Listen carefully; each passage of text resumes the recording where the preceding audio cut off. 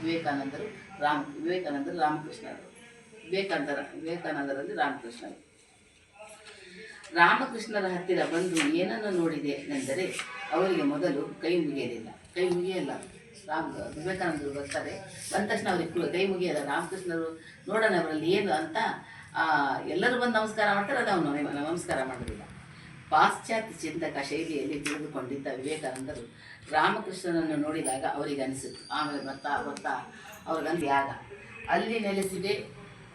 ಅಲ್ಲಿ ನೆಲೆಸಿದೆ ಎಂದುಕೊಂಡರು. ವಿವೇಕಾನಂದರು ಬಂದು ನಾನು ಸರಿಯಾದ ಜಾಗಕ್ಕೆ ಬಂದಿದ್ದೀನಿ, ಒಳ್ಳೆ ಸ್ಥಳಕ್ಕೆ ಬಂದಿದ್ದೀನಿ ಅಂತ ಅಂದ್ಕೊಂತಾರೆ. ಅವರು ರಾಮಕೃಷ್ಣರ ಬಗ್ಗೆ ಕಾಮಸುಖ ಹಣದ ಸುಖ ಎರಡನ್ನೂ ತ್ಯಾಗ ಮಾಡಿದ ಮಹಾತ್ಯಾಗಮಯಿ. ಕೃಷ್ಣನಿಗಿಂತ ಮೇಲಮಟ್ಟವಾದ ಸ್ಥಾನ ಅವರಲ್ಲಿದೆ. ರಾಮನವರೇ ಕೃಷ್ಣನವರೇ. ರಾಮನಿಗಿಂತ ಮತ್ತು ಕೃಷ್ಣನಿಗಿಂತ ಮೇಲ್ಮಟ್ಟದ ಸ್ಥಾನ ಅವರಿಗಿದೆ. ಯಾತಕ್ಕೆ? ಅವರಿಗೆ ಕಾಮಸುಖ ಇರಲಿಲ್ಲ, ಹಣದ ಸುಖ ಇರಲಿಲ್ಲ, ಎಲ್ಲವನ್ನು ತ್ಯಾಗ ಮಾಡಿದ್ರು. ಅದನ್ನು ನೋಡ್ಬಿಟ್ಟು ಅವ್ರು ಅಂತಾರೆ ಎಲ್ಲನೊಂದು ಅವರಿಗೂ ಮೀರಿದಂಥ ರಾಮಕೃಷ್ಣರು ಅಂತ ಒಪ್ಕೊಳ್ತಾರೆ. ಅವಾಗ ಅವರನ್ನು ಒಪ್ಕೊಳ್ತಾರೆ. ಅವರ ಸ್ಥಾನ, ಅವರ ಭಾಷೆ, ಆಮೇಲೆ ಸಾಕ್ಷಾತ್ಕಾರದ ಮಾತುಗಳು, ಅವರ ಅಮೃತವಾದಂಥ ವಾಣಿಗಳನ್ನು ಕೇಳಲು ಜನ ಕಾಯುತ್ತಿದ್ದರು. ಎಷ್ಟೋ ಜನ ಕಾಯ್ತಾ ಇರ್ತಾರಂತ ಅವ್ರ ಮಾತುಗಳನ್ನು ಕೇಳಬೇಕು ಅಂತ.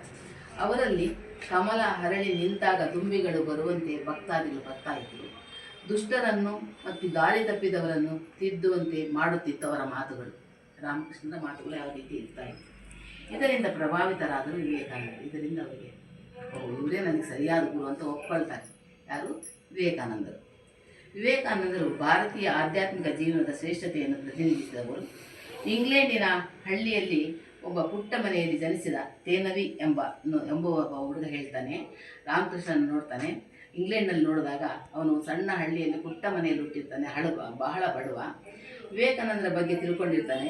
ಅತ್ಯಂತ ಕಾರ್ಯನಿರತವಾದ ಅತ್ಯಂತ ದಕ್ಷ ಜೀವನ ವಿವೇಕಾನಂದರಿಗೆ ಅಂತ ಅವನು ಹೇಳ್ತಾನೆ. ಅವನು ಈ ರೀತಿ ಹೊಗಳ್ತಾನೆ ನಮ್ಮ ವಿವೇಕಾನಂದರನ್ನು. ಅತ್ಯಂತ ಕಾರ್ಯನಿರತವಾದಂಥ ವ್ಯಕ್ತಿ, ಅತ್ಯಂತ ದಕ್ಷ ಜೀವನದ ವ್ಯಕ್ತಿ, ಧರ್ಮ ಆಧ್ಯಾತ್ಮಿಕ ಜೀವನದಲ್ಲಿ ಮಹಾನ್ ವ್ಯಕ್ತಿತ್ವ ಅವರ ಜೀವನವಾಗಿತ್ತು. ವಿವೇಕಾನಂದರ ಜೀವನ ಅಂದರೆ ಅಂಥ ಜೀವನವಾಗಿತ್ತು.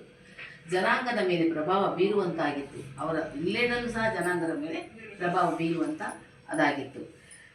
ವಿವೇಕಾನಂದರನ್ನು ನೋಡಿ ಬೆರಗಾಗುತ್ತಾನೆ ಅವನು. ಯಾರು? ತೇನವಿ ಎಂಬ ಅವರ ಶಿರವಾಗಿ ನಮಸ್ಕರಿಸುತ್ತಾನೆ. ಅಲ್ಲಿ ವಿವೇಕಾನಂದರಿಗೆ ಇಂಗ್ಲೆಂಡ್ನಲ್ಲಿ ಸಪ್ತಋಷಿ ಮಂಡಲದ ಆತ್ಮದ ಅಪಾರ ಮಹಿಮೆಗೆ ಮನುಷ್ಯ ರೂಪ ಕೊಟ್ಟಿದೆ. ಸಪ್ತಋಷಿ ಮಹಿಮೆ ನಕ್ಷತ್ರಗಳಿಂದ ಇಳಿದು ಬಂದಿದ್ದಾನೆ ಈ ಹುಡುಗ ಅನ್ನೋ ರೀತಿ ಮನುಷ್ಯನ ರೂಪದಲ್ಲಿ ಬಂದಿದೆ. ಸ್ವಾಮಿ ವಿವೇಕಾನಂದ ದೇವನ ಕಂದನಂತೆ ಧರೆಗೆ ಇಳಿದು ಬಂದರು. ರಾಮಕೃಷ್ಣರು ಹೇಳ್ತಾರೆ, ನರೇಂದ್ರನಲ್ಲಿ ಸೂರ್ಯನೇ ಬೆಳಗುತ್ತಿದ್ದಾನೆ.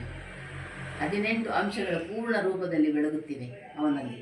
ತಾಯಿ ಕಾಡಿಯೇ ತೋರಿಸಿಕೊಟ್ಟಿದ್ದಾಳೆ ಅವನಿಗೆ. ಅವರಲ್ಲಿ ವಿಶೇಷ ಶಕ್ತಿಗಳು ಪ್ರಕಾಶಮಾನವಾಗಿವೆ. ಪೌರುಷ ಪೂರ್ಣವಾದ ವ್ಯಕ್ತಿತ್ವ, ಪ್ರಾಮಾಣಿಕ ಭಾವ ಕಂಡರು ರಾಮಕೃಷ್ಣರು. ಅವನಲ್ಲಿ ಈ ವಿಷ್ಣು ಗುಣಗಳನ್ನು ಕಾಣ್ತಾರೆ. ತಮ್ಮ ಆಧ್ಯಾತ್ಮಿಕ ಸಂಪತ್ತನ್ನು ರಾಮಕೃಷ್ಣರು ವಿವೇಕಾನಂದರಿಗೆ ಧಾರೆ ಎರೆಯುತ್ತಾರೆ. ತಮ್ಮ ಆಧ್ಯಾತ್ಮಿಕ ಶಕ್ತಿಯನ್ನೆಲ್ಲ ವಿವೇಕಾನಂದರಿಗೆ ರಾಮಕೃಷ್ಣರು ಧಾರೆ ಎರೆಯುತ್ತಾರೆ. ಪರಮ ಸತ್ಯವನ್ನು ತೋರಿಸಿಕೊಟ್ಟರು. ನಂಬದ ನರೇಂದ್ರ ರಾಮಕೃಷ್ಣರಿಗೆ ಹೇಳುತ್ತಿದ್ದ, ನಿಮ್ಮ ಕಾಡಿ ಹತ್ತಿರ ಹೇಳಿ ನನ್ನ ಕಷ್ಟದ ಬಗ್ಗೆ ಎನ್ನುತ್ತಿದ್ದರು. ನನ್ನ ಕಷ್ಟದ ಬಗ್ಗೆ ನಿಮ್ಮ ಕಾಡಿ ಹತ್ತಿರ ಹೇಳ್ತಿ ನೋಡ, ನನಗೆ ಪರಿಹಾರ ಮಾಡ್ತಾಳೇನೋ ಅಂತ ಅವ್ರನ್ನ ಹಗಲೆಲ್ಲ ಅಡಗಿಸ್ತಾ ಇದ್ದ. ಅವನ ಸತಿ ಸಾಕ್ಷಾತ್ಕಾರವಾಗಿ ಅವನಿಗೆ ಗಾಳಿಯನ್ನೇ ತೋರಿಸ್ತಾರೆ.